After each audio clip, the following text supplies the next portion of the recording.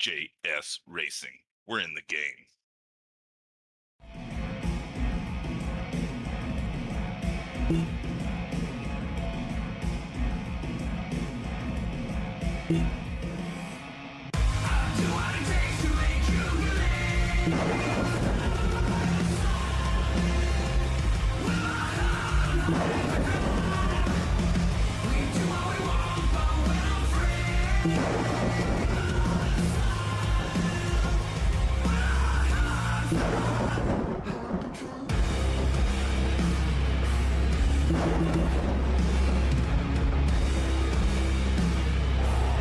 Gentlemen, start your engine!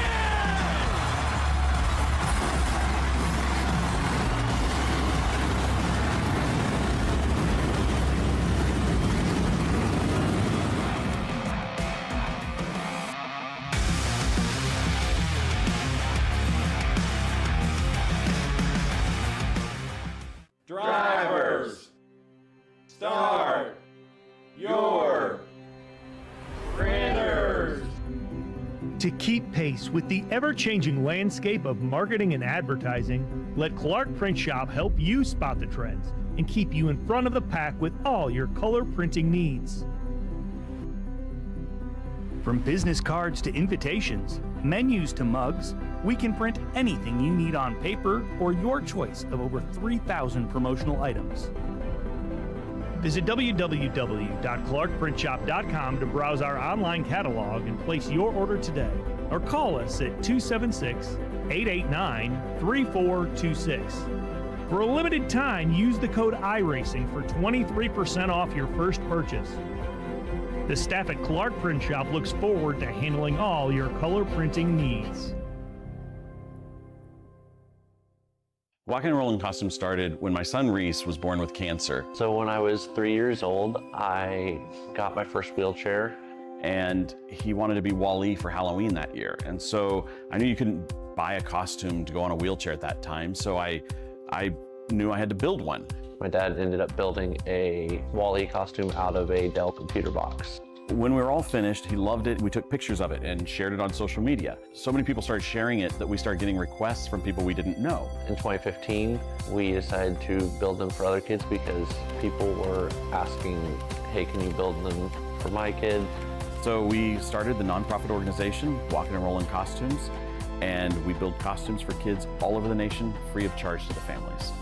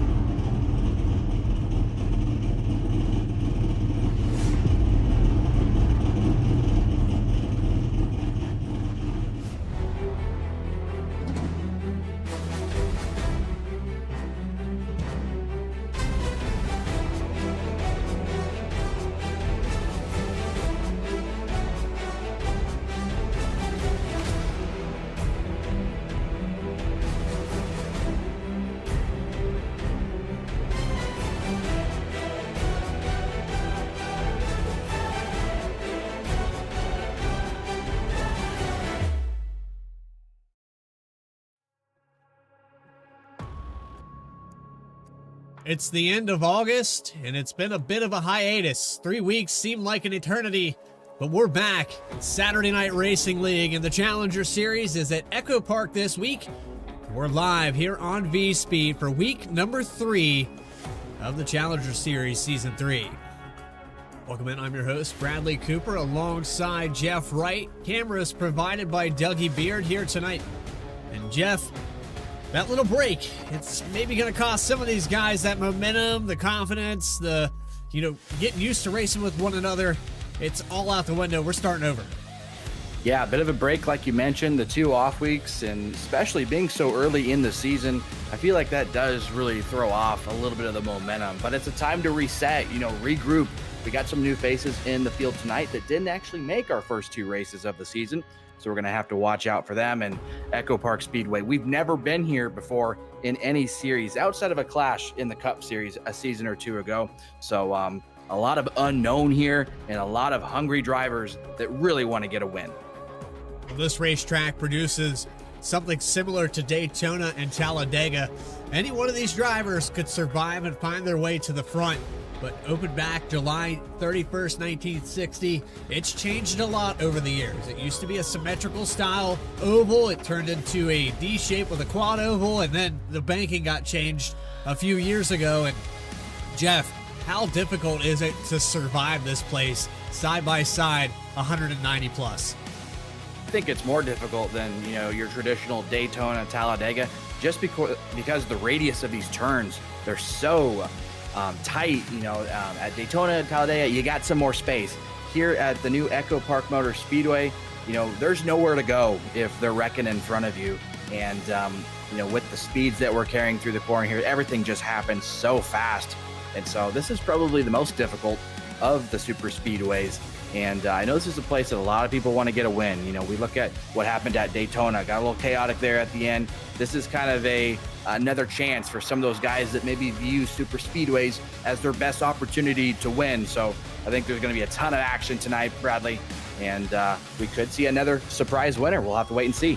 We've had 2 different winners in 2 different weeks. Michael Muncy has a victory, up second in points. Jordan Trask back in 18th. Did not have a good showing there in the first one. So it's a matter of who do you pick here tonight? Jordan Trask, of course, getting his victory at Daytona. Muncy at Auto Club, I do believe it was. Maybe I'm drawing a blank here, but it seems like right now, the way that it sits, these drivers have definitely gotten the momentum going in a different way. And Chuck Sweeting, we saw last season, he was struggling to finish in the top 5 or even finish a race at all. And he's leading now by 1 point over top of Michael Muncy. And it's all the way back to Stephen Davis. And you see Bryce Shoemaker, Keith Shoemaker up in the top 10. I was expecting to see, Noah Michalski leading the points by week 3, but expectations every time we do it, Jeff, we're usually wrong. Yeah, and it's early in the season, like you mentioned. We've already had a super speedway at Daytona, and then, kind of just one traditional race so far. And tonight is just another shootout, I would have to say. There's going to be strategy involved, especially the fuel strategy. I think that's going to be a big talking point tonight. But you see some big names here towards the top of the list. We expect Chuck Sweeting to be really strong all season long. Really tough competitor. You talk about Michael Muncy, who got the win in the season opener at Daytona. We're returning to a super speedway race, so maybe he could sweep both of these right off the bat. But then I'm looking at a guy kind of like Bryce Shoemaker, somebody who's kind of proven and shown that they're really good at this type of racing, and especially at this particular track. I think he's a little bit more comfortable here than maybe Daytona, Talladega. So I'm thinking we got to look out for Bryce Shoemaker tonight. Race analysis on the left-hand side of your screen. 100 laps, pit road speed, very difficult. They're going to start entering pit road on the backstretch. It's going to be a lot of high speed down that straightaway, down off the apron. Hopefully you can make it to the entrance of turn 4 there. But the tire set's available, 2 green-white checkered attempts on 80% fuel. I don't think that fuel or tires will be much of a factor here tonight. Tires do wear out, but it's just a factor of, do we make it that long at a green flag run? With that, though, it's time to take you trackside, get the grid up on the screen, and starting on the top spot, well, I did it again. These buttons have been moved on me this week. So John Phillips with a 32.407. He will start to the inside of Caleb Weekly. Caleb Weekly just off by about 0.02 of a second.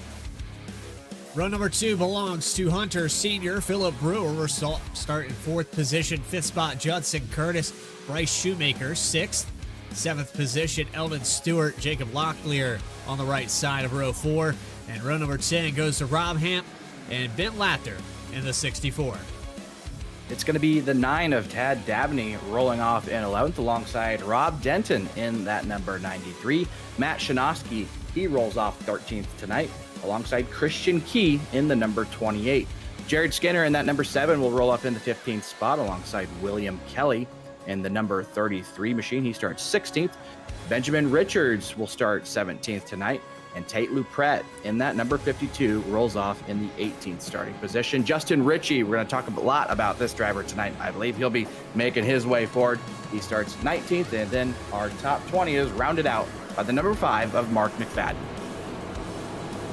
21st spot goes to Matthew Radford. I don't know what happened to my brain today, but Kyle Todd will start in 22nd. 23rd, Chuck Sweeting, your points leader, electing not to take a time. Brandon Wallace back in 24th. Christopher Hodges, Roderick Baklavic will start 26th. Noah Mahalski all the way back there. A lot of these cars electing not to take a time. You saw back in 27th position and 28th, Noah Mahalski and Max Koss. Dylan Redsulk, I got that. Stephen Davis will start 30th, and 3 more cars with Austin Belke, Keith Shoemaker, and Chris Rude at the end of the field. So it's John Phillips that's going to lead us into turn 1. Jeff, you know best, and we've all experienced ECHOPARK since the embankment. You never really hold the lead. It's just a matter of who's got a partner and who pushes who. Yeah, teammates are going to be a big factor here tonight. And I know some guys, have their teammates that they like to work with. Other guys might feel like they're, solo out here, kind of on an island. So it'll be interesting to see who gets paired up with who and who can get it done here at ECHOPARK Speedway. Here we go for week number 3. Phillips and Weekly. Starting us off, ECHOPARK Challenger Series is back underway.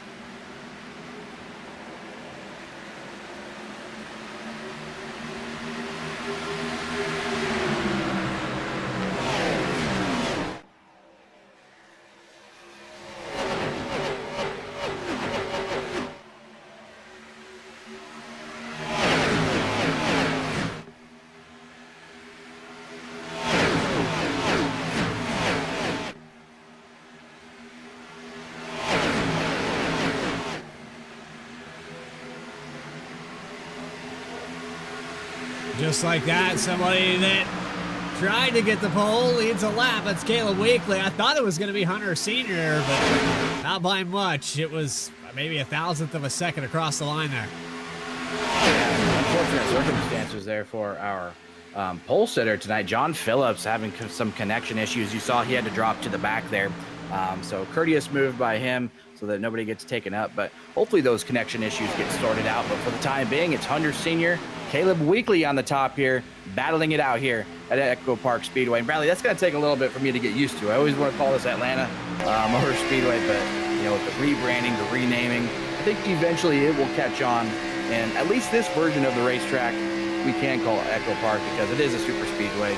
Old Atlanta, that will forever be Atlanta Motor Speedway. Maybe the better version, I would have to say, but still, this is going to put on some really entertaining racing tonight as Caleb Weekly leads us here as we work around lap 3. A little bit of a shot there from Philip Brewer, and Brewer ended up bumping the wall.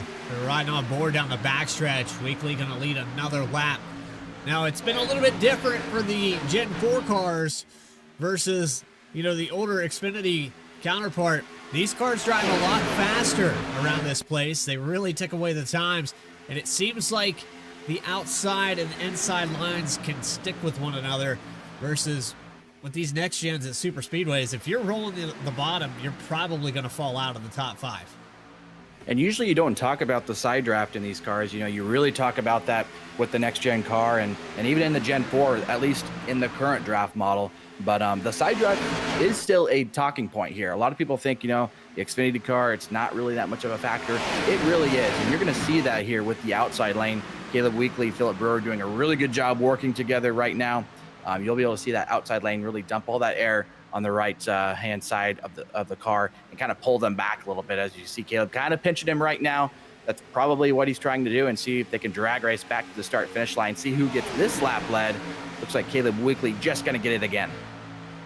Another lap led for the 13. You can see 2x2 a breakaway a little bit here in the middle of the pack.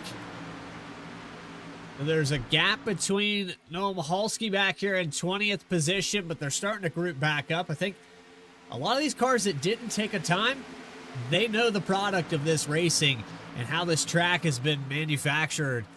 They just want to survive for as long as they can and hope they still have a car left to get up there and win this thing. Yeah, absolutely. And I can't blame them one bit. I mean, I think there's 2 spots in the field that's potentially, safe. Oh, and- right there in front of Mahalski. As we say it, the 33 still trying to save it back here. Caution's out. Yeah, and just as we talk about the chaos ensuing, there it is right there. William Kelly in the 33 is going to get some decent damage. Noah Mahalski, right as we were riding on board, he got clipped in the door. I don't know how bad his damage is, but looks like that could have been worse than what it was. I don't know who got damaged there, but we're going to see a couple drivers probably have to come down pit lane and fix that. And yeah, for being a narrow racetrack like this, that could have been a whole lot worse. Watch going into the corner. There's a little bit of a checkup here between the 52. Not sure who that was in front. Maybe Christian Key in the 28. Let's see if we can go back. It's Rob Denton in the 93 in front of him. But there's just a big checkup on the outside here. And with that checkup, you can see the 33 had checked up. The car behind did not. Yeah, just a bit of a chain reaction, and we talk about how fast things develop here. A lot of times if you have a stack up like that, a few rows behind, you just don't have time to react, and that kind of looks like that's what happened here. As we ride on board here with William Kelly, we'll get a good view from his vantage point. They see the 7 down there, Hunter Sr. Actually, excuse me, Jared Skinner. Those juicy spider cars get me every time. But you can see he's got damage already, so maybe the same thing happened on the inside at some point. And here's the checkup. There it is. You can hear him lift off the throttle, and then suddenly he's sideways. He did Yeah, it a looks heck of like a job trying to save that car. Yeah, he did. He kept it off the fence, got tagged a little bit in the door there. I think Mahalski's damage is minimal. But yeah, Mark McFadden there. It doesn't look like it on the replay that he's got damage, but I would be shocked if there wasn't some sort of damage. And looks like William Kelly, because of that hit, the spoiler's going to be pushed up. That makes for a really loose handling race car. So he's definitely going to want to get to pit lane here and try to fix as much as he can without going a lap down. So just unfortunate for him in the early goings, as we're just about 10% of the way through for tonight. So a relatively short race. This is going to happen pretty quick. And but there's going to be no shortage of action. That is for sure. So Hunter Sr. will be the command car. Your pole sitter falling out. John Phillips still having that connection issue, blinking on the racetrack back in 31st position. Noah Mahalski and William Kelly down pit road. Excuse me. You have Judson Curtis, Caleb Weekly, Eldon Stewart, Philip Brewer, the top 5. We have some shout outs already for the Super Speedway ace, Caleb Weekly. Chad Klinger in the chat here tonight. Brandon Wallace. Appreciate you guys stopping in, watching here on V-Speed. And finally, we are back. Jeff, it felt like, man, so I don't know how you felt about it, but 2 weeks of, getting back into the loop here on Saturdays and then 2 weeks off. It was hard to come back. I'm not going to lie. It certainly is, and I definitely feel a little bit rusty, Bradley Cooper, because it's been 3 weeks since I've, had the honor of being up here in the booth with you. So we talk about the, the power-related issues that kept me out of the booth for the Homestead race. I got to watch that though, and what a race that was! Won by Jordan Trask, kind of dominated by Philip Brewer in that 44. He's so good at Homestead Miami Speedway, but so many things can happen at the end of these races and really shake them up. So. We've had a lot of entertaining races so far this season. I think this one's going to be no different. And we talked about in the pre-race show, a lot of hungry drivers. They might, feel like this could be one of the only opportunities that they get to win this season, this style of racing. So I think this is going to make for an incredible night. And Philip Brewer, we were talking about him just a minute ago. He's going to start right there in row 3 and 5th, right behind Caleb Weekly. And those guys were working really well together on the top. So we'll see if these guys try to make a move. Maybe try to get around this one car here of Hunter Sr. It'll be 2x2 action yet again. A few cars in the last incident. One caution going back green here on lap 11. Hunter Sr. controls the restart. We're back live and racing from ECHOPARK. There's Judson Curtis in the number 29. He won at Daytona. Not this season, but the season prior in season 2. And We actually have Matthew Radford back in the field as well. He won the inaugural race of the SNR Challenger Series Season 1 at Daytona. So we got a couple of guys up here with experience that know how to win these super speedway races. You got to have the partner behind you, and you can see Caleb Weekly giving the shove to the one down on the inside. Looks like track temperature may be a factor here. I know SNR likes to run their tracks hot, so we can take a look at the weather. 80 degrees.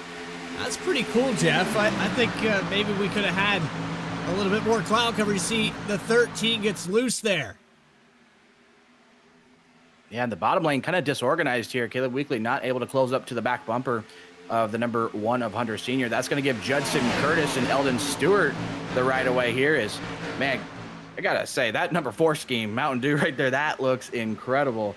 Just had to point that out, but now he's going to try to get clear of Hunter Sr. We'll see if Eldon Stewart maybe makes a move for the race lead. As doesn't look like he's boxed in up there. Now he is. He will push Judson Curtis for the time being, but here comes the inside lane again with Philip Brewer in that 44. He's a good, aggressive pusher. If I was anybody, I'd like to see Philip Brewer behind me trying to push me to the lead, because he can certainly make it happen. Down on the inside, Hunter Sr. going to come by, most likely going to lead this time.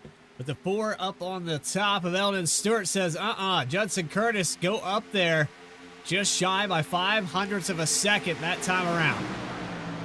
Yeah, and both these pushers right now doing a really good job. But Atlanta Motor Speedway or ECHOPARK, whatever you want to call it, you know, the product of this place is it does get pretty 2x2 and gridlock. You're not going to see a ton of 3 wide here, at least in the early goings. I mean, once we start closing down to the end of this thing, these guys are going to get aggressive and start making the big moves. But for right now, looks like the field is pretty content just running 2x2. And you have to wonder, too, some of those guys towards the middle, towards the back, they're probably just riding right now, maybe trying to save a little bit of fuel, you know, in case we do get green flag pit stops, make that pit stop just a little bit shorter.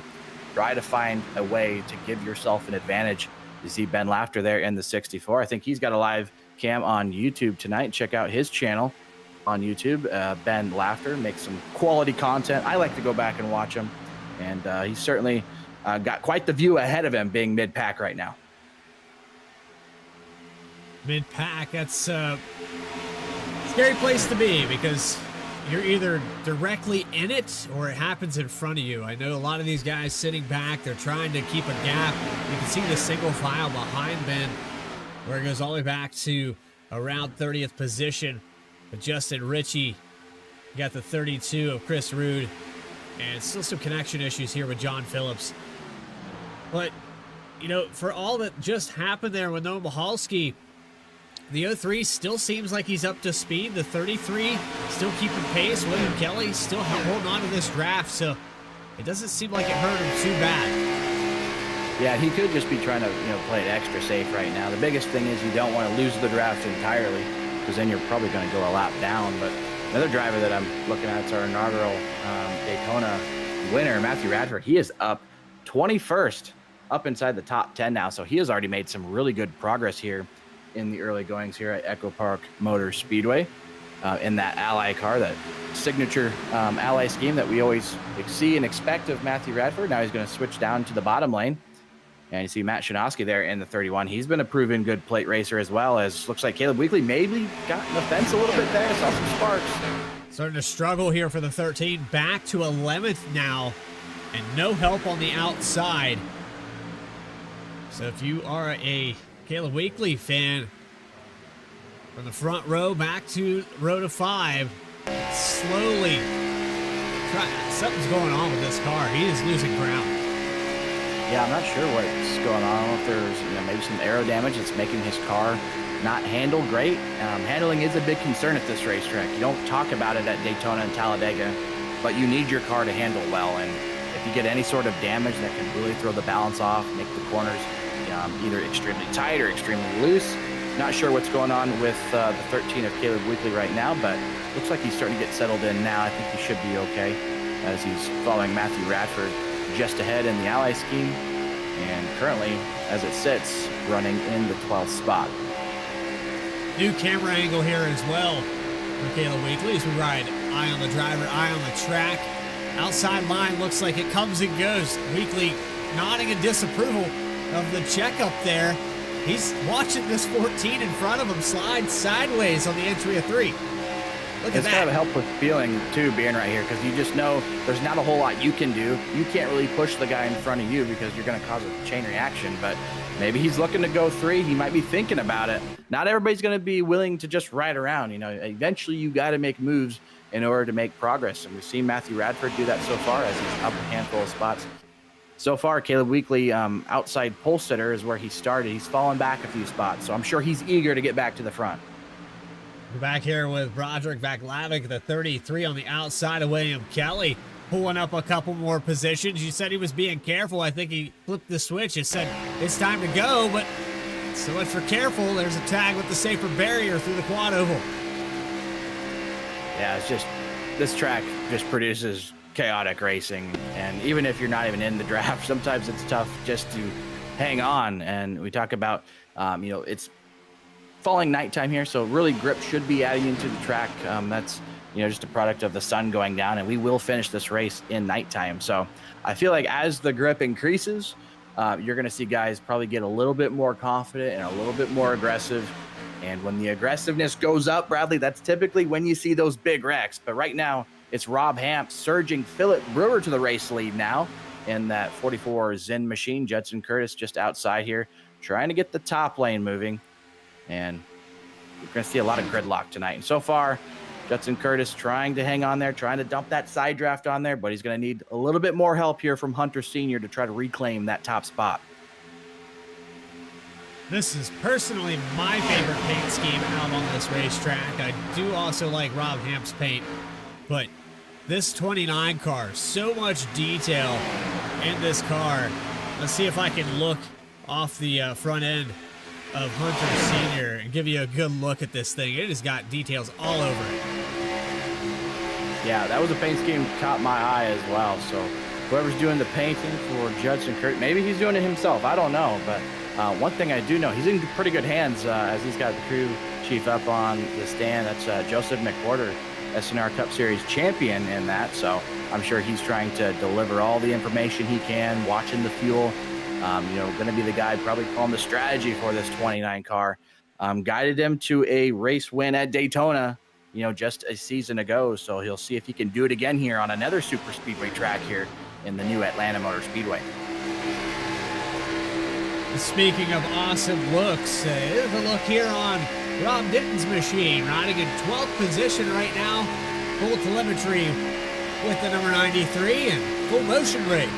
So we ride around with our residential Aussie man. Yeah, and this is always the best view of the night, I think. Just getting an onboard of Rob Denton's viewpoint here and his motion simulator. Just an awesome view.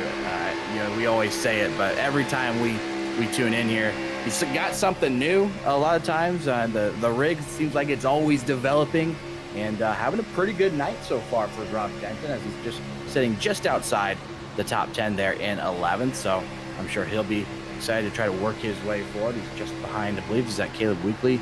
We're just 3 ahead. wide. This is going to get hairy. 3 wide here with Weekly. Now Denton goes through the middle as well. There was a check up there on the outside. Car got shuffled out. I think that was the 31 of Matt Shinosky. Maybe dropped down low now. Not quite sure who that was, but they shuffled back pretty quick. I think they hit the wall. They very well may have. A driver that's made some big gains is that 24 right there in Austin Belke. He started pretty much dead last of this entire field, I want to say, or very close. Yeah, 31st. And he has made up a lot of ground. So he has passed half the field as he rides right here in 15. So good job by Austin. Race winner from Iowa a couple of seasons ago in the Truck Series when the Challenger Series were running those cars. And I know he would love to break through and get another win. He's a series regular here in the Challenger Series as well as the SNR Cup Series. So Austin's been a big supporter of Saturday Night Racing League with his attendance. We do greatly appreciate it. And so far, he's passed half the field. Got another half to go. Weekly almost in the wall again there in the entrance of 3 as we watch the battle back and forth. Philip Brewer finding his way to the lead now. Brewer's led 9 laps. Looking to lead number 10 as they come across the stripe. Rob Hamp giving him the shove. Yeah, and you got to give Rob Hamp some big-time credit. He's doing a great job keeping that 44 up there and giving him the pushes when he needs them, and that's kind of attributing to leading all those laps that Philip Brewer's got under his belt. And, you know, Philip Brewer, I'm sure a couple of weeks ago, I think it still stings. You know, he felt he had that race at Homestead wrapped up. He has been so close to winning at that racetrack all 3 seasons that we've been here. So we've raced Homestead 3 times, and I feel like Philip Brewer has had a chance to win all 3 of them, but hasn't been able to come through.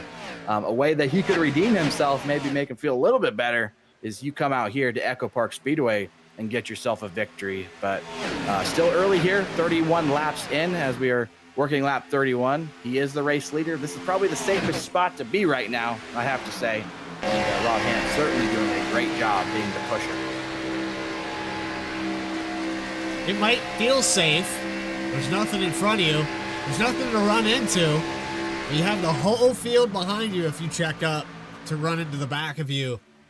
And I don't know about you, Jeff, but sometimes it's easy to try to maintain that lead and maybe block too late, cut the wrong guy off that's just had enough of you for today, and suddenly the lead's not so safe. Yeah, and I wouldn't recommend trying to block the lanes this early in the race, as a lot of times that usually results in disaster. Really aggressive side draft there by the 18 there of Rob Hamp, trying to pull that outside lane back. You can see it kind of stalled him as Hunter Sr. gets dragged back just a little bit, but still. Looks like Eldon Stewart and that Mountain Dew scheme doing a really good job keeping him up there so that Philip can't clear him, can't get up on the top lane. And then you got Matthew Radford just behind. He has worked his way up even further now, up to 6th. And then also I was looking at Jacob Locklear and that number 84. He's just kind of minding his own business right now, riding in that third row here on the inside. Not doing too much, just kind of letting Rob Hamp do the work and just following through. Probably a good spot to save some fuel, if you ask me, as same deal with Bryce Shoemaker there in the 54. This is a good opportunity to save some fuel in case we get a green flag pit stop, make that pit stop a little bit shorter. Absolutely, and there's, the factor of how long can you go on fuel, 80%. I'd say this is a one-stop race, especially with that caution coming out. I think these guys could probably stretch this all the way to lap 55 if they really wanted to. Yeah, it's going to be close. I still think we're probably going to need 2 stops from here to the end. I don't think anybody can one-stop it from here. I think it will need to be 2. And just a few moments ago, what a move by Caleb Weekly. He actually got underneath the 14 of Matthew Radford, split him 3 wide, and just took away the spot. So move Caleb Weekly up to the 6th position as he is on his quest, trying to get back towards the front. If I can find this for you, Jeff. Maybe a little bit further back. I'm not entirely sure when it happened. Yeah, I think it's a little bit further back. So maybe a half a lap. There it is. I think he kind of caught the 14 of Matthew Radford off guard a little bit, stuck his nose in the middle, takes the spot. Really fortunate, though, for Matthew Radford that he didn't fall back further. He just really lost 1 position there. A lot of times you get, hung out to dry there, and you could be going all the way towards the back. 1 car on the wall. That's Hunter Sr. The 52's collected. I think we're having another caution.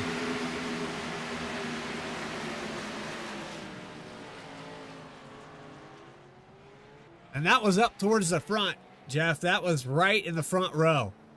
Yeah, Hunter Sr. was the leader of the outside lane here. We'll have to see what exactly got him put to the outside. He must have gotten split 3 wide by somebody. At least that's my guess. A little bit of side draft there through 1 and 2. I don't know if that repeats itself through this side. But the 1 car hit the quad oval wall pretty much at the exit. Yep. It's another one of those side draft moments, I think. Yeah, it looks like it just kind of shot him up the track when him and Rob Hamp made contact. And then that opened up the door for him to get split 3 wide. And then he's just kind of in an awkward spot, especially right there through the tri-oval. The track gets so narrow through that portion of the racetrack, and just an unfortunate set of circumstances for him. And also for the 52 is that Tate Pratt.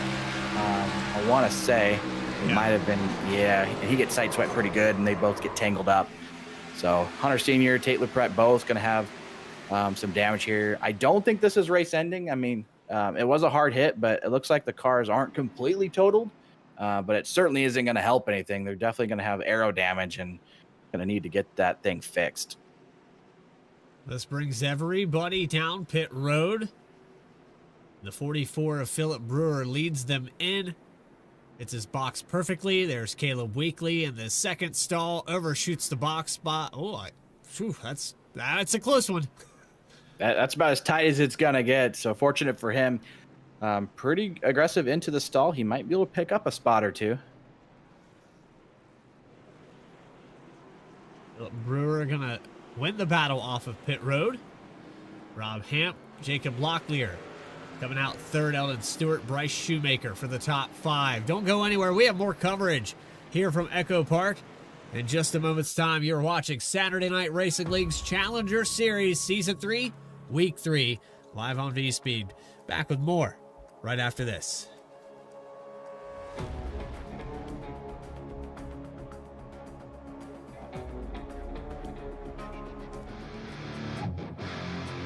Welcome to the World Center of Racing here tonight from Daytona International Speedway for the opening race of the Saturday Night Racing League Challenger Series, live tonight on V-Speed. 60 laps here. It's 150 miles. We've got 3 tire sets available. Not going to be too much of an issue for most of these drivers, but if you have enough accidents, you might wear the tires out. We got 2 green light checkered attempts, 80% fuel load. So this is the opening race of the series. Just 10 races. Here we go, kicking things off for the Challenger Series for Saturday Night Racing League. Green flags in the air. We're off and away.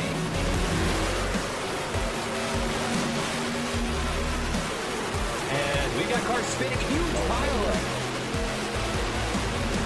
Logan Threlkeld with the advantage. Here goes Matthew Radford, gonna jump to the outside. It's gonna be a drag race, and Radford's gonna win it. Wow, what a finish.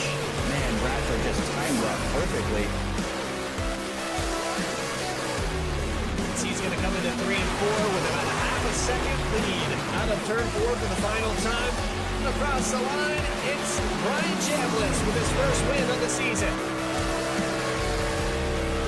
And Jordan Trask, can they battle it out? They're going to get side by side. They're actually running it down here. What will Philip Brewer do? Will he try to get to the outside again? Not quite able to do it. Bryce clears him, but there goes Philip Brewer. Looks like Bryce Shoemaker is going to have no pressure from behind. Bryce Shoemaker is going to take the victory, 128 laps without a pit stop.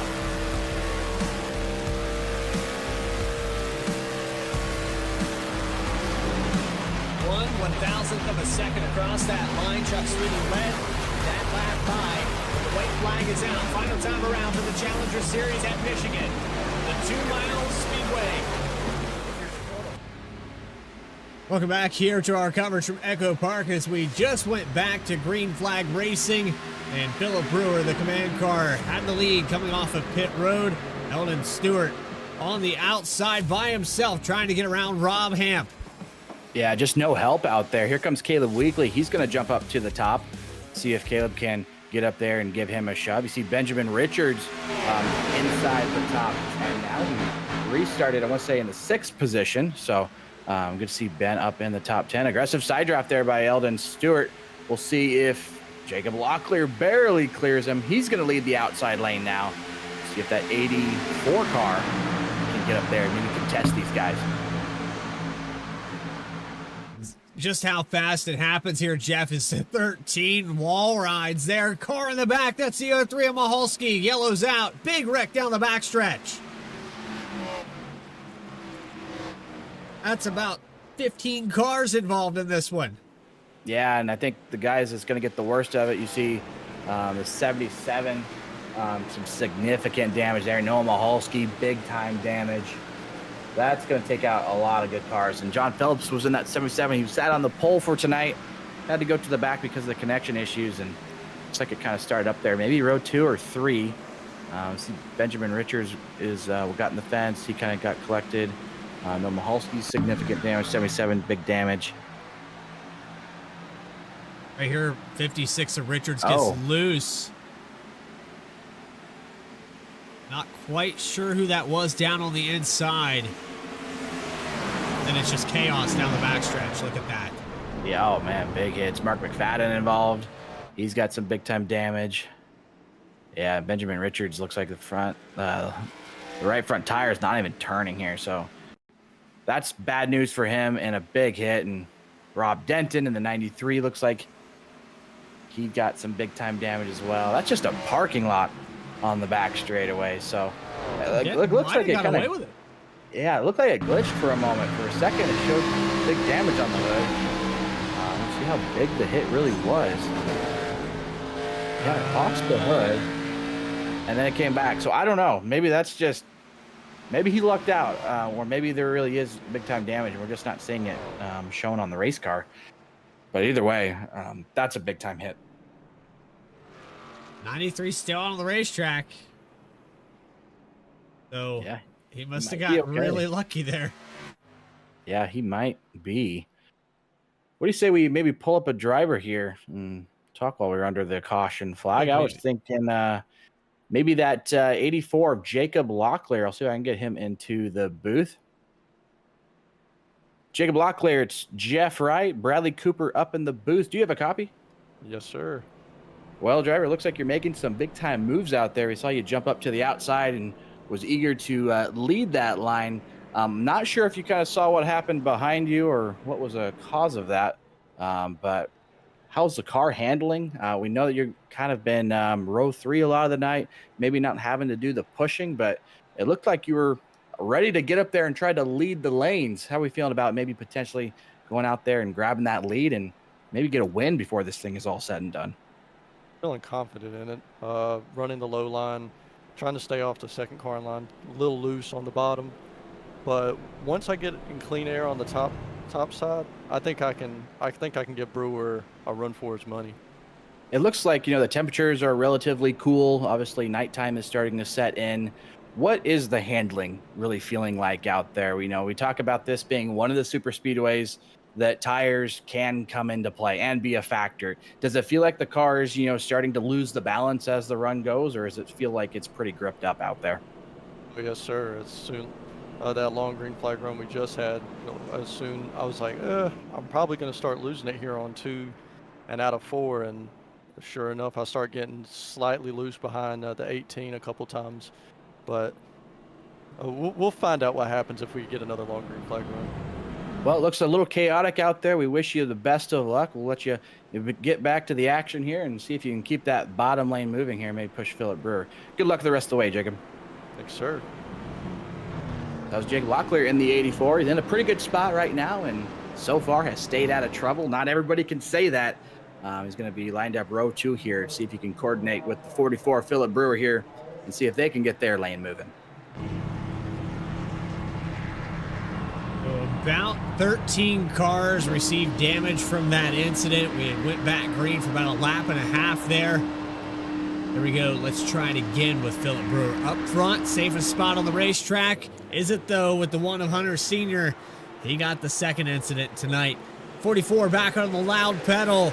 And a big jump here on the inside. 84 said, I'm going to go try to lead this thing. He's going to give a big shove to the 44 into 1. You can see Bryce Shoemaker trying to push Rob Hamp as hard as he can. See if maybe they'll dip in line or if they're going to want to try to lead the outside lane. Looks like they're content on staying in that lane. Bryce Shoemaker going to try to push really hard here. Now they do drop in line. So now they're going to go to the bottom here. And Philip Brewer going to Logano the lanes, if you will, as we like to say. So Philip Brewer is showing that he wants to keep that race lead, and he's not afraid to make a few blocks. Did a great job there maintaining. You saw the momentum swing there. He had the 84 giving him the shove at the start, but as soon as that momentum built on the bottom, Brewer heads up move, driving with the mirror. It's kind of what you have to do here, Jeff. Yeah, absolutely. You got to stay on the offensive here. Everything happens so fast, and a lot of times if you're just a driver that wants to ride around and, try to stay out of trouble, it doesn't always work. It seems like you get caught up in more things by doing that. So why not go out there and try to lead this race? As Jacob Locklear going to take over the race lead here as we take lap 48. Matthew Radford just behind. as he has worked his way back up to row 2 of the outside lane. We'll see if he's content to push Jacob Locklear, or maybe he'll try to split him 3 wide. He's been split 3 wide himself. We'll see what he decides to do here in that top lane. First lap led for the 84. Philip Brewer back on offense on the inside. You can see the handling change already. Just 9 laps into the stint of these tires, and already we're seeing a lot of wiggling, a lot of cars transitioning up the racetrack more than they want to, not hugging that red line like they were in the first couple. And Matt Shinowski, you saw him dip into the outside lane. He was not really wanting to be a part of the outside train here, so that's going to move Caleb Weekly up into the 3rd lane of the outside. And we know Caleb's aggressive. We know he's a good pusher. We'll see if he can do anything from that 3rd row to help this outside lane. Maybe clear, but so far nobody's been able to just clear Philip Brewer just yet. And that says a lot about Rob Hamp in that 18. He's doing a really good job keeping him up there. Another lap led here as we see some side draft into 1. 44's got his work cut out for him. There's a lot of hungry cars around him right now. 84 definitely wants it. Rob Hamp, a good pusher, but when does he decide it's time to go? At the halfway mark, this time by. Yeah, halfway point, and Bradley, we haven't even made our picks yet. So I don't know if you want to go ahead and do that now, or you're worried about maybe jinxing somebody, but we're halfway home here. Who you got, Bradley? Man, Jeff, I could just throw a name, any name, and it could be right. But you know, there's a probably 75 to 95% chance that I'm going to get it wrong. You know, so absolutely. I'm gonna throw out a name, and just to be safe, I'm gonna go with Caleb Weekly. It seems like that's what the chat's going for, so I'm gonna go with the 13 car. He's been up in the top 10 for a lot of the night, so my pick is Caleb Weekly. Yeah, not a bad pick at all. You know, I'm leaning towards maybe Matthew Radford in the 14 there. He's got it done on super speedways before, winning at Daytona in season 1, but somebody that's kind of just hanging around right now and is a part of the lead group. Talked about him in the pre-race.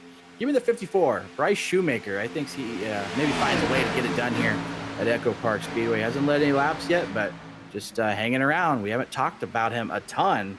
Kind of sneakily here inside the top 5. He's doing a fantastic job. Works his way back into the top 5. Started in 6th position. Has been quiet today. Kind of dropped back out of the top 10 for a little bit there. But you're watching Bryce Shoemaker pick the places back up, and that's kind of a team effort thing there. You got your guy to your outside here with Caleb Weekly. At what point do you guys decide, let's go nose the bumper and go to the front? Yeah, and the team, really, the entire team at FireStorm Racing right now working together. So that's, you know, Brewer, Hamp, and Shoemaker right here all lined up on the bottom. So I'm going to guess that they're going to stay kind of committed to each other until we at least get to that final pit stop. I think we do still have one yet we have to make. It really just depends on the fuel mileage, I guess, that we're getting. But I think that inside line is going to be tough to break up with 3 teammates right there, and all very good plate racers. So really, I could see any one of those 3 right now go to victory lane here at ECHOPARK Speedway, but you know, we're just past halfway here. We've got a long distance to go. And so far, a pretty good recovery for William Kelly. Remember, was involved in that first incident. The 33 car had some damage. There's a check up there on the outside. Looks like the 33 car's back to par. The 3D energy drink machine feels pretty good. Yeah, I'm surprised to see that he was able to fix all that damage and still be this competitive here up in the draft. You see Tab Dabney in the number 9 there just to his inside. And same thing, Rob Denton. We talked about the hit that he had to the front of the car. Yeah. Talk about lucking out a little bit. But, you know, Rob, I feel like if anybody deserves a little bit of luck, I think it's this guy, because he's had a lot of bad fortune in previous seasons. So glad to see he's still got a capable race car out there riding here in the top lane. But, man, I'm looking at some of the biggest movers of tonight. You talk about the 07 of Broderick Vlavic, Stephen Davis in the number 60. These are all guys that have passed a lot of cars tonight. And so far, Stephen just kind of minding his own business, riding along in that inside line. Really, a lot of these guys back here, looks like they're not really wanting to race each other. I think these guys are. Mover. Yeah, Chris Root in the 32, the walk and roll costumes machine. Always a very signature paint. It sticks out with that bright green color.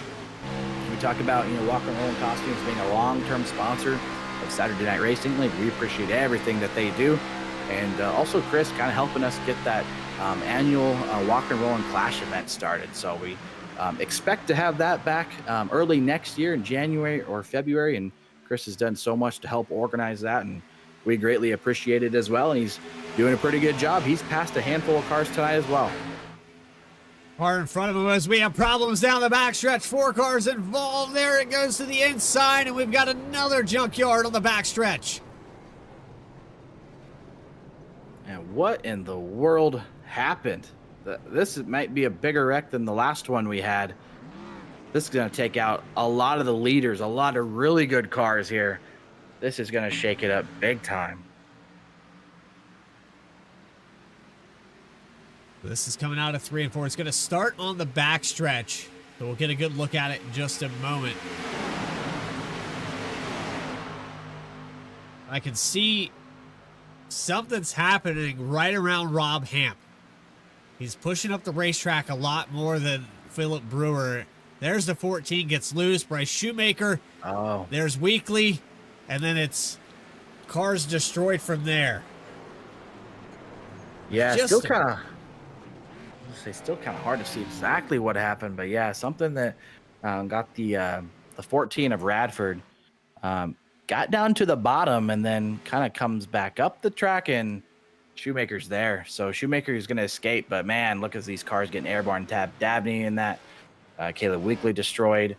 A lot of good cars. Got a piece of it as well. Yeah, the 8 car and Kyle Taub is pretty significant damage too. It's kind of a weird, yeah. I mean, I don't feel like really anything that Shoemaker did wrong there. Just kind of an awkward spot with Radford coming down the track, actually below the line, and then kind of back up. So, not sure if a handling issue resulted in that, but nonetheless, what a parking lot here as you're going to ride on board here. I believe this is Chris Rude that you're going to see this huge wreck happen. And I don't know if he got through or not, but I'm sure Ray Massey up on the spotter stand was guiding him through it. He does get through it. Wow, awesome heads-up driving there by Chris Rude. And I'm sure Ray Massey was trying to help him navigate that best he could, and he's going to get through unscathed. So number 32 car is going to gain a handful of positions out of that. But wow, a lot of damaged race cars. There's some of the cars that are on the pit stop timer. A lot of these drivers that are over 20 seconds have heavy, heavy damage. You've got Denton, Key, Stewart, Dabney, Curtis, LaPrette, Hodges in pit road, Max Kost. You've also got Stephen Davis, Red Zolk, Hunter Sr. Man, from 10th place on down, Jeff is still in the pits. Yeah, this started, row 2, row 3 of this entire pack. So, and with this track being as fast and as narrow as it is, you just don't have any time to react or really any place to go. We saw Chris Rude, somehow managed to get through that. I don't know how he did, but not everybody was all that fortunate there trying to get through. And this is going to end a lot of nights, I think. There's a lot of cars that I think that damage is going to be race ending. I don't think everybody can fix all that and get back out there, as we are just past lap 60 here at ECHOPARK Speedway, race 3 of the season in the SNR Challenger Series. A name that I told you we were going to talk about here before the night was over, and that was Justin Ritchie. He is up from 19th, has survived and doesn't have any damage up until this point, and also got himself a bonus point now with the lap led. So Justin Ritchie to the point here, as we do have the 1 to go signal. Philip Brewer, I think, has led the most laps so far. He will start outside.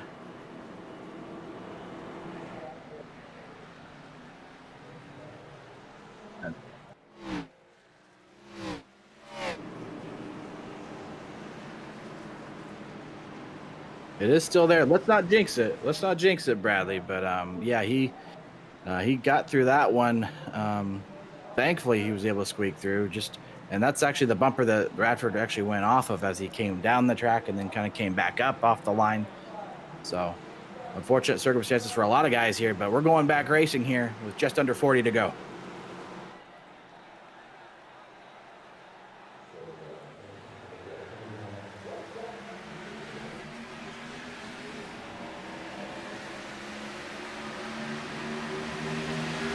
Let's do it, Bradley.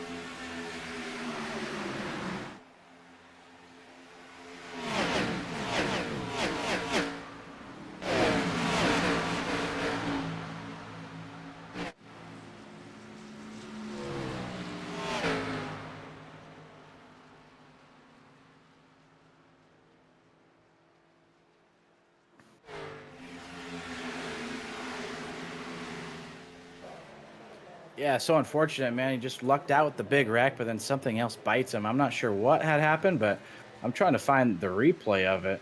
And it looks like he got tangled up with, I want to say, yeah, the 52 of Tate Lupret. They kind of doored each other a little bit, and he got sent to the inside here. Big hit. That's going to be race ending as you see the hood come up. Didn't trigger a caution, but yeah, really unfortunate for Chris. He had escaped such a huge wreck in front of him, and then unfortunately this is, something little like this is what's ultimately going to end his day. And once you get sent to the inside like that, there's just nothing you can do. You're along for the ride at that point, and a very, very big hit.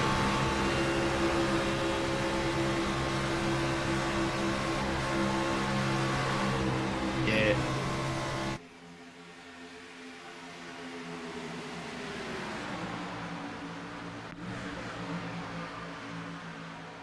But look at this outside lane moving now. You see Philip Brewer has jumped up to lead the outside.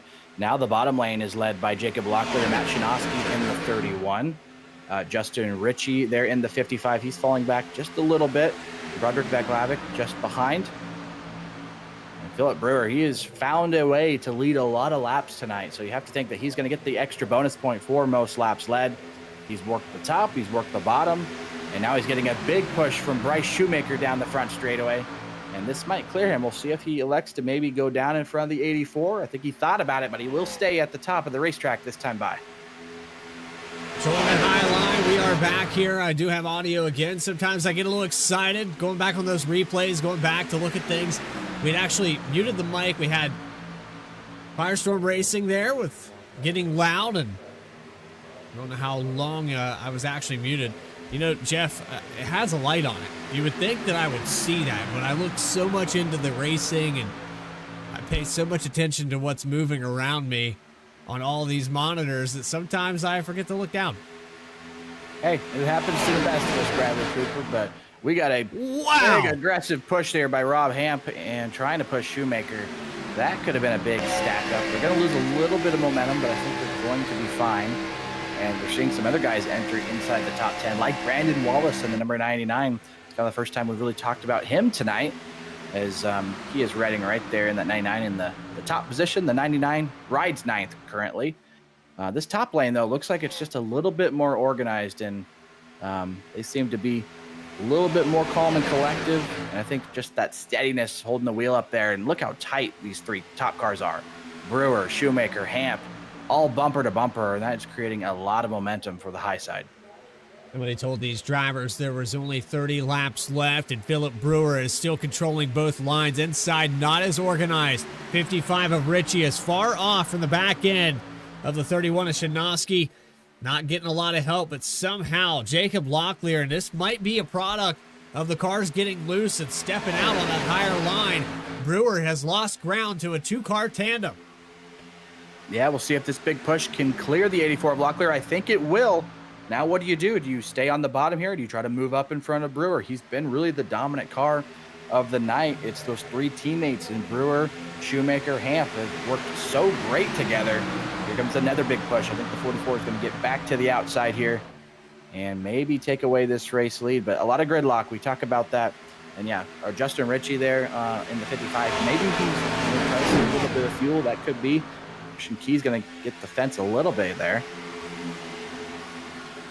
They get back on an instant replay. It looked like the car just got really loose. He chases it up into the wall. Thankfully, everyone able to go by. He keeps it up there. And Jeff, you know instinctively you're trying to pull that car off the wall. But from the 28, he did a veteran move and kept it up there. Yeah, he's going to live to see another corner by not coming down the track. So might lose the draft here, but you know, if he catches a caution, he's right back in this thing. Now, Philip Brewer has led 41 laps out of the 74 that we will have completed in just a moment. Will it be number 42? Gonna be Rob Hamp close. Getting split three. They might have just lost one of their teammates that's been working so great with them, as now Judson Curtis is going to fall inside in front of Rob Hamp. And now it's just going to be Shoemaker and Brewer working together here. We'll see if Rob Hamp tries to fight back, but got split three. I think he may have got tight, and then Judson Curtis was able to sneak on by and split him three. We're watching back here with Justin Ritchie quietly in the picture, sitting in the 5th position, waiting for one of these lines to make a mistake and capitalize on it. If you're on that inside, you probably want to start thinking about 3 wide through the middle. Yeah, it's not going to be long before I think we're going to see guys really, turn up the intensity a little bit, especially the guys that been riding up front. If you're falling back, you want to get right back up to the front. So we'll see if Rob Hamp tries to do anything in terms of trying to get back to his teammates, as Philip Brewer is going to block the inside lane now. And that will open up the door for Bryce Shoemaker to be the leader of the outside lane, but he doesn't have a whole lot of help right now. Yeah, Judson Curtis has some damage on the back end of that 29 car. Hasn't been able to get up there and give him a push.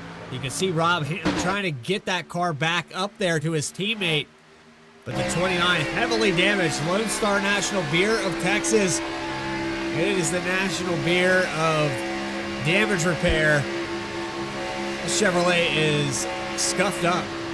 Yeah, and that makes for an incredibly difficult handling race car. I know, it might not look like a lot, but man, when you go off in the corners, it just feels like you got a ton less downforce. It is a really, really challenging thing to handle. And I think Rob Hamp behind him knows that. It wouldn't surprise me one bit if Rob Hamp is trying to get out from underneath right now. Maybe split him 3 wide to the outside, or, if he pushes up, maybe sneak on the inside and get lined up with his teammates again. But yeah, props to him for hanging on to that race car, because that is not easy. Just watch Philip Brewer get a little bit loose on his own, and there comes the 84 of Jacob Locklear across the line, 3/100ths. Car in the grass, that's the 60 of Stephen Davis. What a save. What a save. Yeah, big time save. That could have been a wrecked race car. Might be in danger of losing the draft here, but that could have been a whole lot worse. So heads up there by Stephen Davis to keep that thing straight. Not a lot of drivers would have been able to save that one.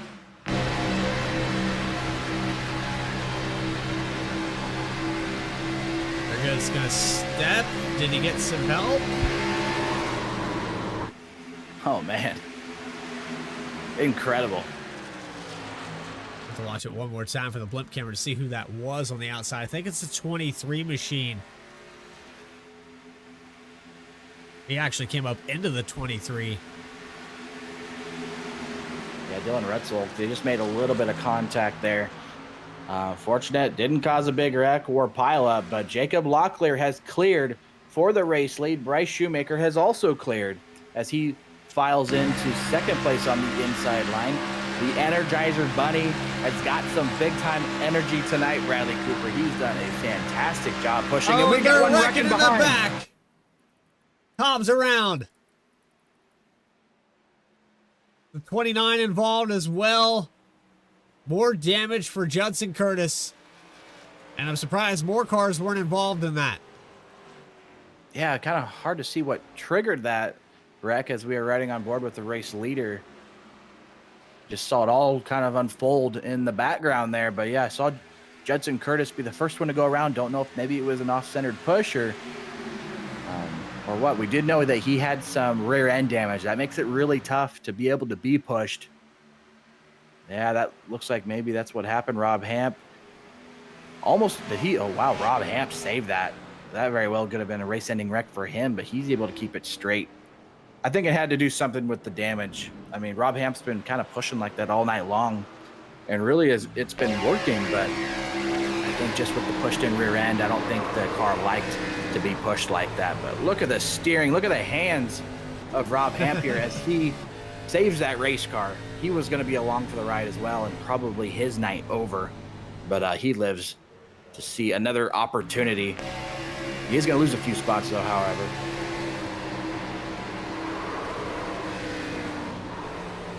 Kind of got helped by, or helped straightened out there by Matt Shanoski in the 31 car being right there. Otherwise, yeah, I don't know if he would have gotten through that, but that's a big break for the 18 of Rob Hamp. Unfortunate for Judson Curtis, gets turned around. I'm going to lose all that track position. Bring these cars down pit road. Still a lot of damaged cars. A 9 of Tad Dabney is destroyed. And we're kind of running out of race cars to race here, Jeff. They're getting beat up here with about 20 to go. Yeah, a lot of wrecked race cars. And I was thinking about, what do you think about we pulling Rob Hamp real quick? I'd like to get a word from him, see what kind of happened from his vantage point. See if we can pull him into the booth. Rob Hamp, it's Jeff Wright. Bradley Cooper up in the booth. Do you have a copy? Sure do. Well, Rob, that was eventful there. Bradley and I were kind of watching it. We're guessing that, what kind of maybe caused that was just probably really tough to push the guy that has some bad rear end damage. We imagine that contributed to it. But, man, you were almost involved in that wreck yourself. Looks like you got it straightened out by some heads-up driving, but maybe also the 31 of Matt Shanoski there. Walk us through what was going on there, and how relieved are you that you still got a race car to battle with? Yeah, I thought I had more space to Judson there, so huge apology to him. But yeah, I just thought I had a little more space, was going in there and touched and got a little squirrely. Saved it off the 31 though, so got pretty lucky. Seems like you and the teammates, Bryce Shoemaker, Philip Brewer, you guys have been really working really good together tonight. Seems like when you guys have been lined up, 3 of you in a row, you guys have been really tough to pass. As we wind down to the end of this race, is it going to become a free-for-all, or has there been some team orders made? You guys just going to try to make sure one of you guys gets the win? What's the plan here? No team orders here. We're just going to file in until white flag drops, see what happens. All right. Well, best of luck the rest of the way. It's been fun to watch, Rob. We'll maybe be talking to you a little bit later tonight. Good luck. Thanks, guys.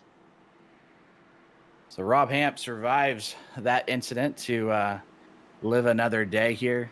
Man, working so great with the teammates, though, of FireStorm Racing. These guys have been really tough to pass once they get lined up. Jacob Locklear is our control car, however. You say one of those teammates of Hamp and Brewer there, Bryce Shoemaker, going to line up on the second row. We'll see if they can get lined up. I think if they do get lined up, I think they are going to be really tough to pass. But you heard it from Rob Hamp there. No team orders. They get to the end of this thing, they're all going to be going for that win. So this should be pretty exciting as we approach the 15 to go mark. 16 laps to go at the stripe. The Challenger Series has a lot of beat-up cars here, but we're back underway with Locklear, Shoemaker, Brewer, Shanoski, and Hamp into turn 1. what a jump from Locklear. I mean, he shot a cannon. Bryce Shoemaker going to slot in line now. And we'll see if Rob Hamp can get any help out there. Here comes the teammate, Philip Brewer, pulling up here. We'll see if they try to go to the outside lane here. I'm going to guess that they will. You see Chuck Sweeting's going to join those guys, and that's going to open the door for Matt Shinosky in the 31 here. He's going to grab a few spots here on the bottom. A few. He's going to go to the front. He's going to get to the back bumper of the 84. He might have a shot at the lead here with 10 to go. Bryce Shoemaker going to lead this time by with a big push from Philip Brewer, as I think that's going to be the first lap led for Bryce Shoemaker today. And Bradley, that is his first lap, and perfect timing, right on time for my pick to maybe take over the race lead. We'll see if he can control the lanes, maybe Logano them, if you will. Big push here now from Locklear, but Rob Hamp, Philip Brewer on the top. Don't count out these guys yet either. It's going to be really tough to do, controlling these lanes with a car that's handling the way it is right now. Some of these drivers took fuel only on their last stop. The 44, Philip Brewer, decided that he was going to take 6.5 in the box to track position over tires. Does that backfire on him? No, he's going to take the lead with Hamp.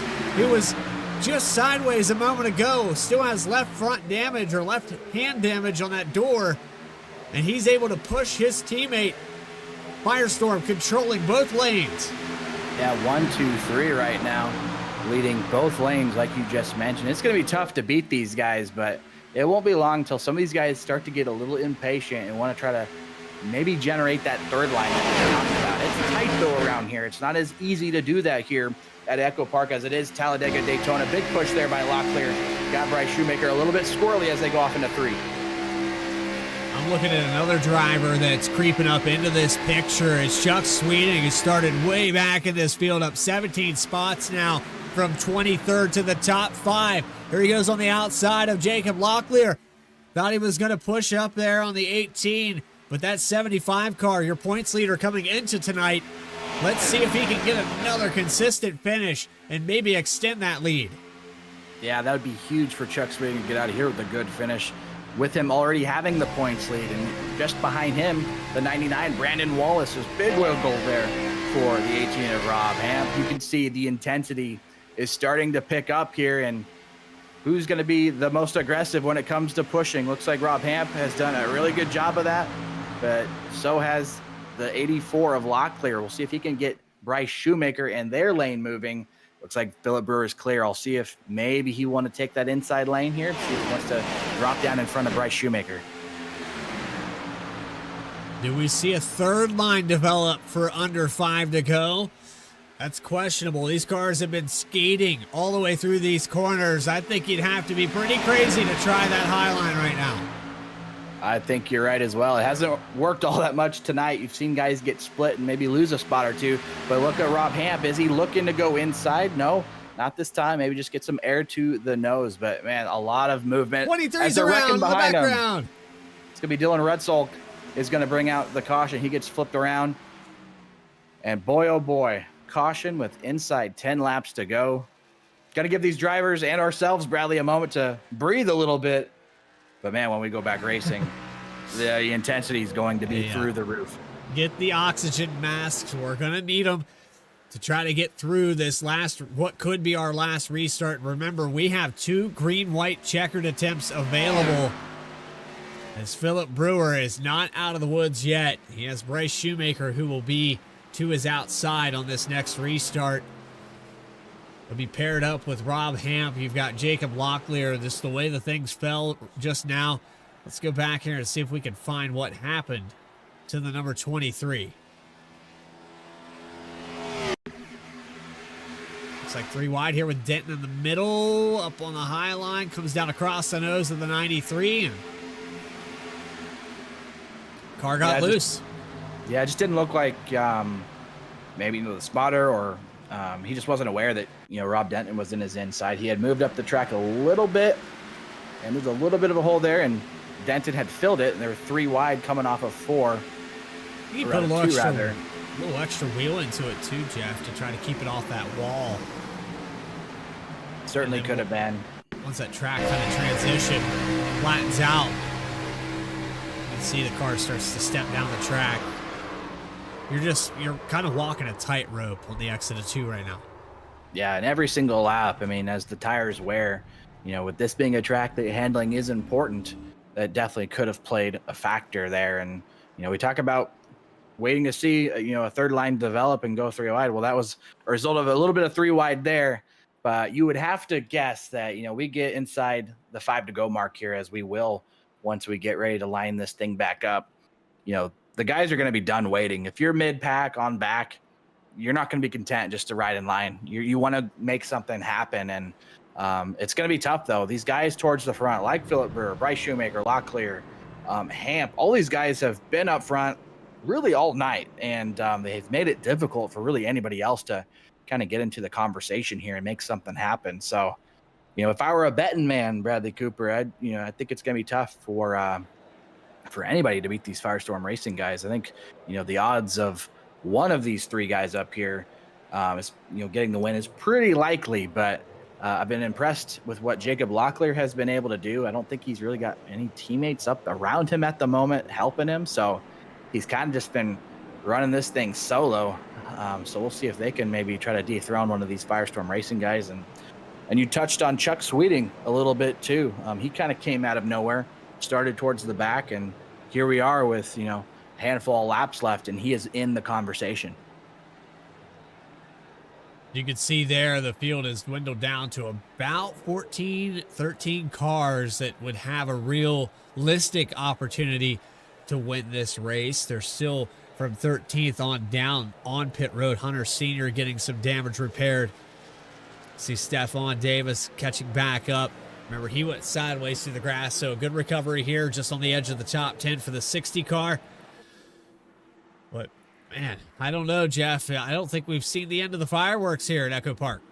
No, I would guess not. I think that we're maybe just getting started here. I think we're going to see probably the hardest pushing you've seen all night, as it is go time right now. I'm going to guess, the FireStorm Racing guys here, they're probably going to try to coordinate the restart a little bit, maybe try to get lined up, but time is running out here. A lot of times when you try to start playing games, things don't always go the way you intend them to, and it could open up the door for somebody else, like that 84 of Jacob Locklear or the 31 of Matt Shinoski. We'll have to wait and see. We're racked back up. 6 laps to go. When we take that green flag, Philip Brewer, Bryce Shoemaker, Rob Hamp going to try to control the line some more. Back underway for what could be the last restart.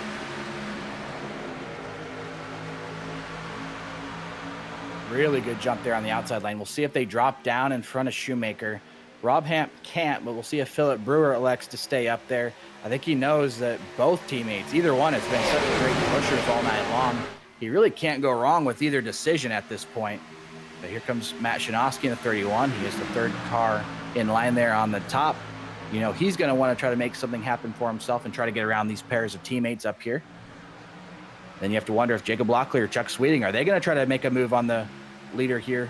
Bryce Shoemaker, maybe try to split him 3 wide and shuffle him out. Shoemaker's going to have the advantage going into 1 and 2.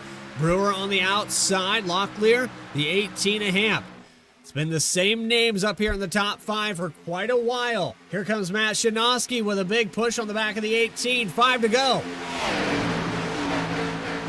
So far, Philip Brewer is content to just lead the outside lane. I think he thinks that this is the spot to be. Maybe he has more options and can utilize the side draft if he has somebody challenge him from the inside. Watching a little bit of turbulence back there with Eldon Stewart in the middle. Stephon Davis is going to move to the outside line now and pick up a position. Trying to go up there to snag away 10th from Vaclavic. And as we grab the 3 to go here, you have to wonder, when are people going to try and make a third line? When are they going to try to make something happen? Right now it's 2 by 2 by 2.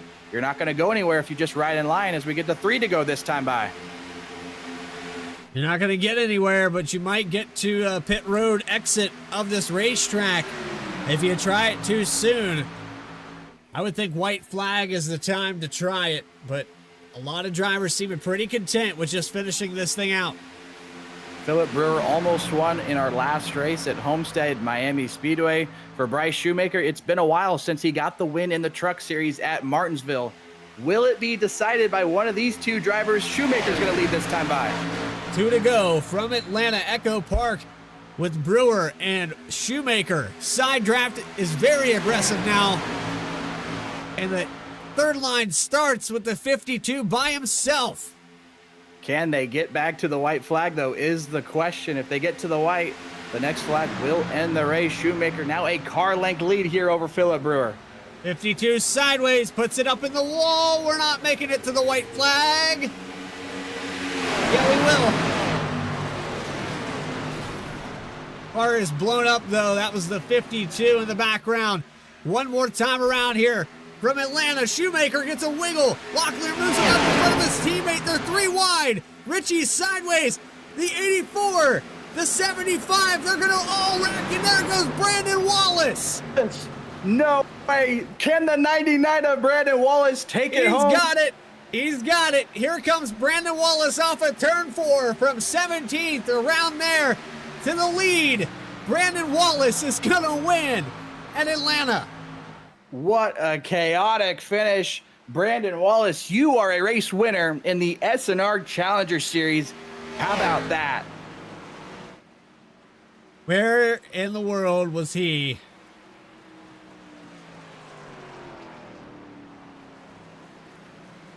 I think he was running 13th when this happened. That is just absolutely crazy, man. The leaders got tangled up a little bit. I mean, you knew the pushing was going to get more aggressive, but man, the seas parted. I cannot wait to watch the onboard here of Brandon Wallace as he comes home to take his first career win in the SNR Challenger Series, and it happens right here at ECHOPARK Speedway. Gonna burn it down here on the front stretch. We've got a lot to unpack there with that last lap crash. There's actually an incident just prior to that, and Brandon Wallace got a flat spot their left side. He said, I didn't get any damage tonight. I guess I'll scuff it up. Hey, whatever you got to do to help pass inspection as well. I ain't going to blame him one bit, and I don't know if he's got an onboard or a driver cam tonight. He usually does, but man, I bet you the smile on his face right now is probably maybe one of the biggest smiles you've ever seen on the guy. Man, what a way to end a race. He probably didn't think he had a shot coming to that white flag, but man, the seas parted and he was in position. He was up there towards the front to take advantage. What a view this is going to be. He was around 7th position, goes to the inside, and it all falls apart behind him.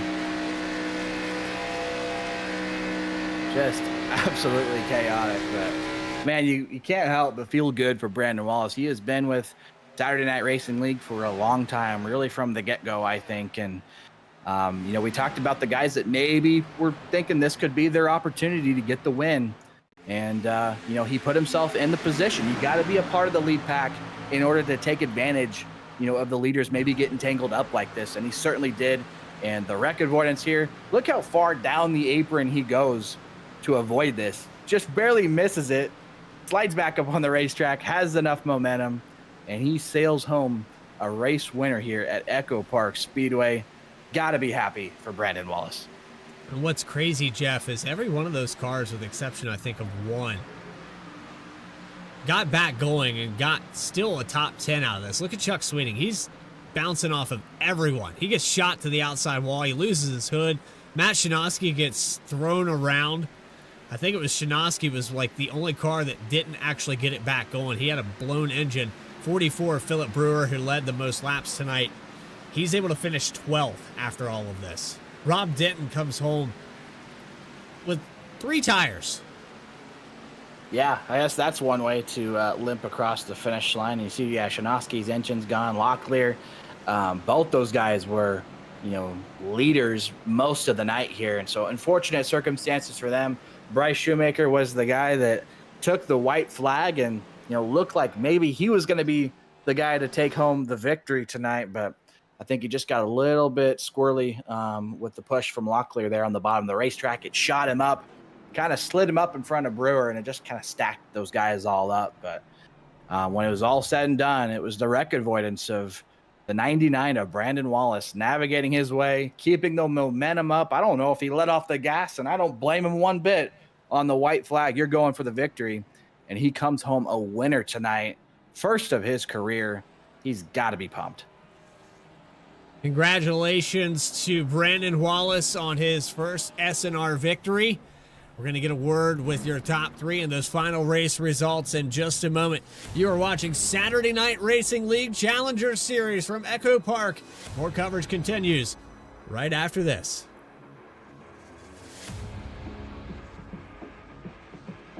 JS Racing. We're in the game.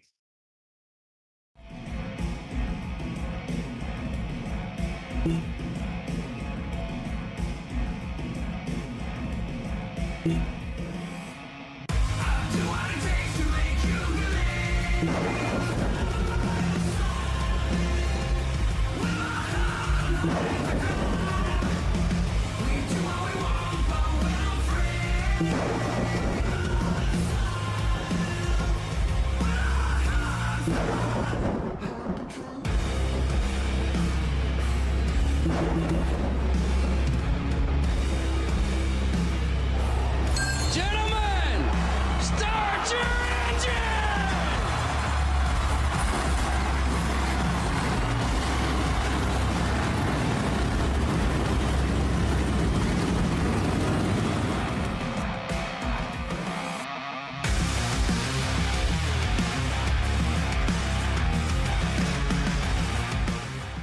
Drivers, start your printers.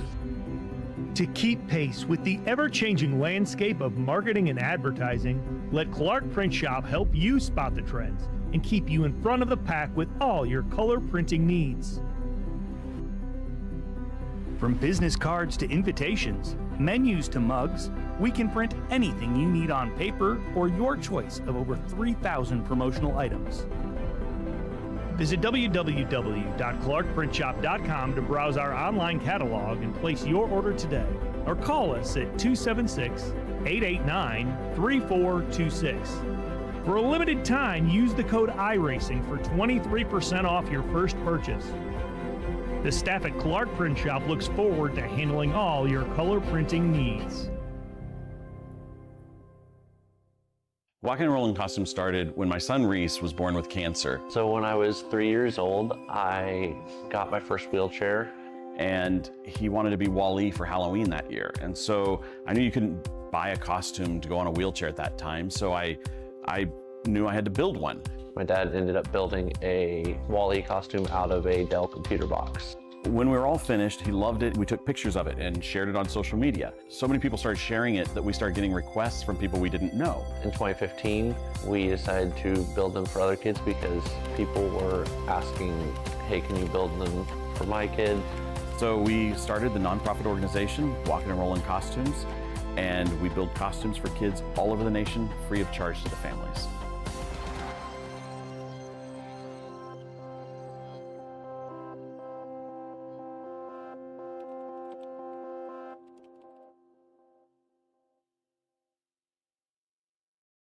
JS Racing. We're in the game.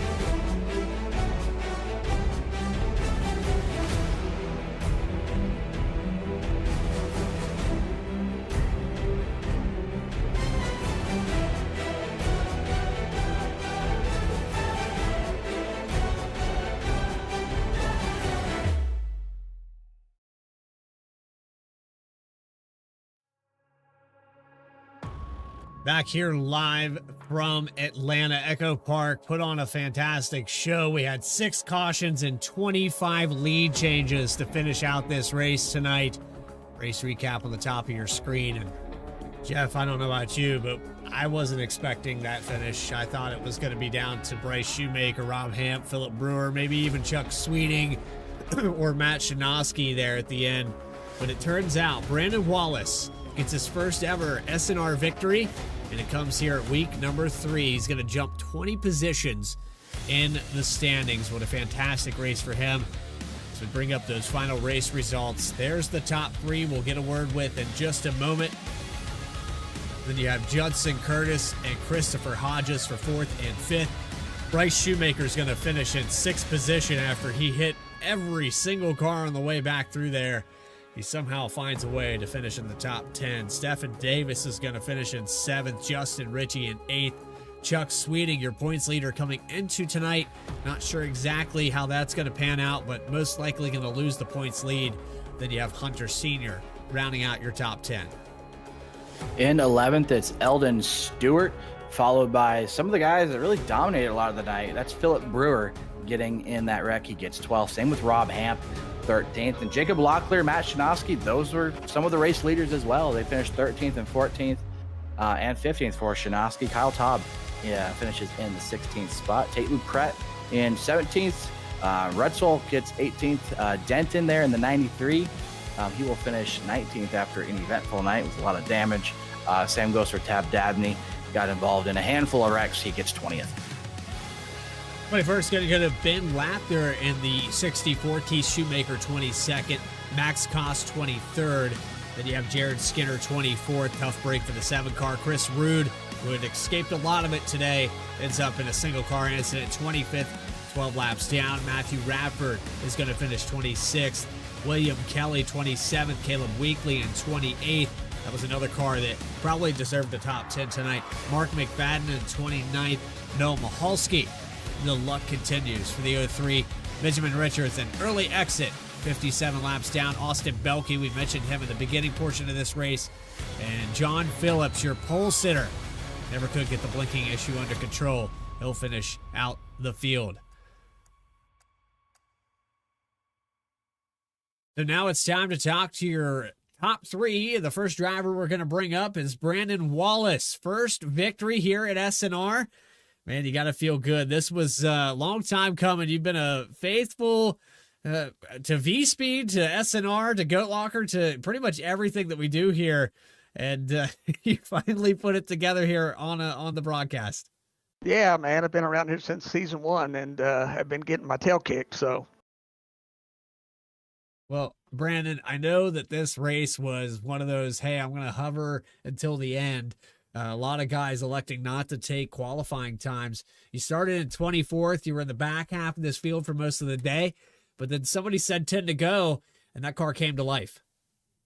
Yeah, it was just trying to ride around because this thing was so kind of sketchy and, in practice and qual, and it was like there's going to be some head banging and door banging, and so just trying to survive. I got in one just a little bit and had a minute damage, and I came down and got tires before the last 20 to go or whatever, so I had fresher tires than everybody in front of me, but there was nowhere to go. Those 3 teammates were blocking the lane, and it was just kind of just riding until the end. Well, then we have that incident coming out of turn 2. I see your boy in the background there celebrating as well. He was making some faces behind you. But you were coming off of turn 2. You saw the contact. There was the 54. The teammates kind of like fell apart. They worked against each other there on that last lap. Yeah, that was, I think somebody touched the apron and came up or jumped up or just got loose. And I just dove to the apron, and I was more afraid of coming back up in turn 3 and 4 and hitting somebody else. So I'd lifted and slowed up. And when I got back on the track, I looked up. Nobody was within about 2 or 3 seconds of me. And I'm like, hell, I might win this thing. Yeah, it was surreal. You went from being stuck in 6th, 7th position to suddenly there's no one in your mirror. It happens in less than a 10th of a second that you go to the lead.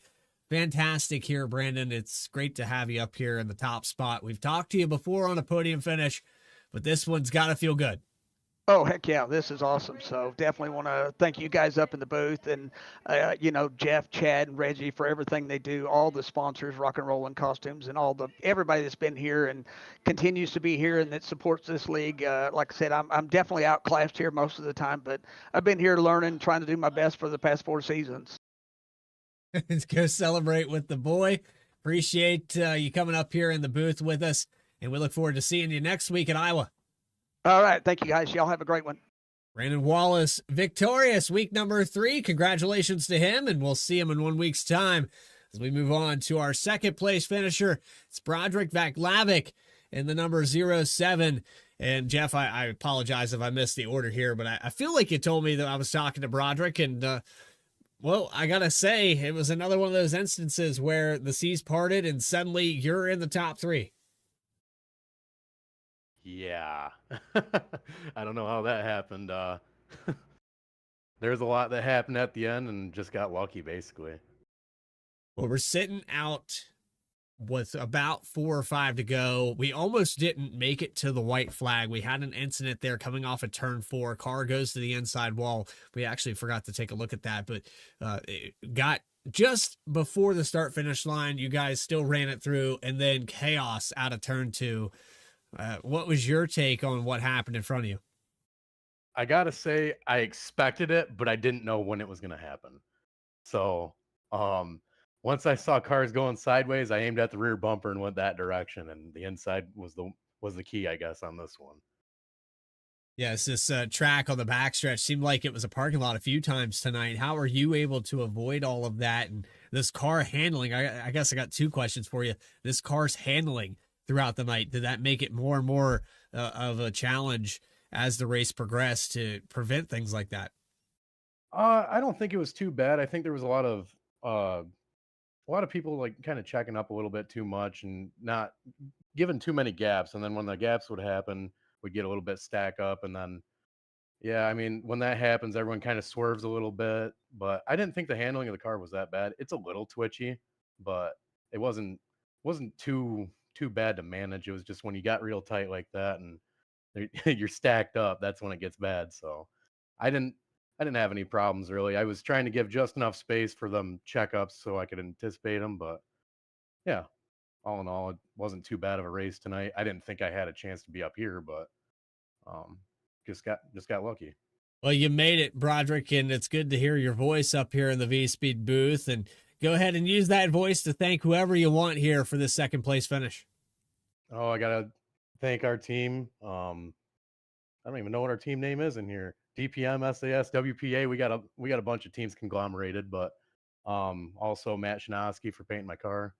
Looking good out here with the Better Made Chips and Fago with the Wesco sponsorship, and rest of the team for giving us tips and whatnot to stay up here and yeah, make a good finish, I guess. Again, congratulations on this podium. We look forward to 1 week's time. We're going to go to Iowa in the world's fastest short track. We hope we can see you there with the momentum from this week. Thank you very much. 07, second place finish here tonight. And Jeff Wright, you have caught up with our third place finisher. It's the 28 of Christian Key in the VRX Simulators machine. Yeah, I'm standing by Christian Key down here on pit lane. And Christian, what an eventful final few laps there. It seemed like, you were probably not going to have a chance for a podium there. You're riding about 12th position with 1 or 2 laps to go. And then the chaos ensued and you had the, good enough wreck avoidance, I guess, right, to get through that crazy pack and get yourself a podium. Walk us through your race as a whole, but really getting through that final crash. Man, honestly, I'm just thankful to be able to avoid that wreck. I saw what happened in front of me, and I was just, at that point, I basically just figured, well, avoid everybody as much as I can, don't hit anybody, get back on the track, and try to finish in a better position than I was. And thankfully, I got third. It was definitely a challenge getting around that last one, though, due to just how quick it just spread out. It seemed like, the wrecks tonight were just really unavoidable. I mean, we saw so many cars get damaged in some sort of way tonight. And I know you had been involved in a couple things. Looked like you had been to pit lane, fixed the car up, and kind of just stayed with it the entire night. What do you think that chaos, was a result of? Was that just the aggressive pushing? Some of the guys were talking about the handling here was maybe a bit of a challenge as the tires would wear. Did it seem like it was any one particular thing that you felt maybe contributed to the crazy racing, or is that just super speedway racing? Oh man, dude, it was definitely a little slick out there. But for the most part, it's just tough racing at the end of the day. Everybody's just trying to get to the front and win the race.